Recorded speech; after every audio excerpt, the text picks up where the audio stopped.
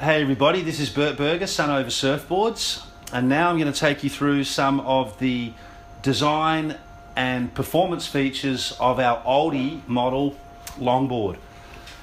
So, as the name suggests, this particular design is based on old school longboarding. So over the last few years, the whole concept of logging has really made a comeback or a resurgence.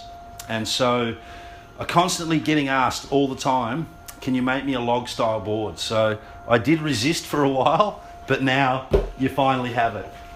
Okay, so what we have in this board is the outline is fairly parallel with a certain amount of nose area up front, carries a certain amount of width into the tail, still a bit of area back here, but a little bit of outline curve as well. So any turning that you do on this board is basically going to happen off the last 18 inches of the board. The rocker, it's really quite flat in the front, and then the back end is a little bit closer to our medium performance rocker. So not overly rocketed, but not too flat either. So we've sort of gone through a number of refinements with this board. On the rail-to-rail contours, we've basically got flat in the nose, a gentle roll through the middle, and then it starts to V off out the tail. And one of the other features is that it has to have a 50-50 rail or a 60-40 rail to actually be qualified as an old school log. And so to do that, it's this V in the tail and this roll in the bottom help to bring the apex of the rail to the middle of the thickness so that you have this 60-40 rail. So the general feeling with this board is that with the flat rocker, it paddles quite nicely, glides in really easily.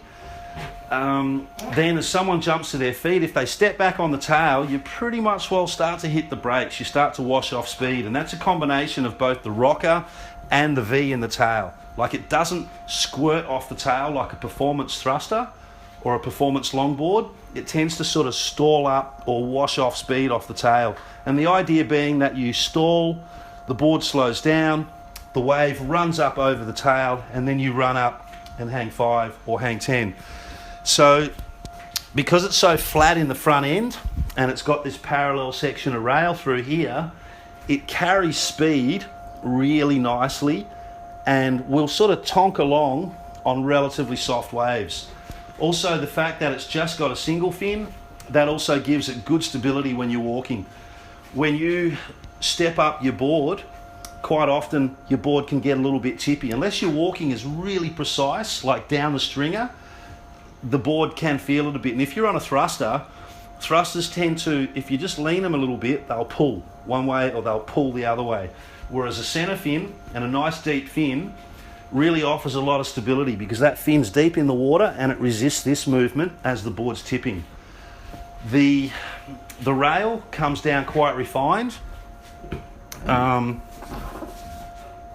As refined as we can get it, but with the goal being 50-50. So it ends up that on the deck side, it actually does have a little bit of roll. And I'm not sure if you can actually see how flat that rocker is from there, but it is pretty flat through the front end.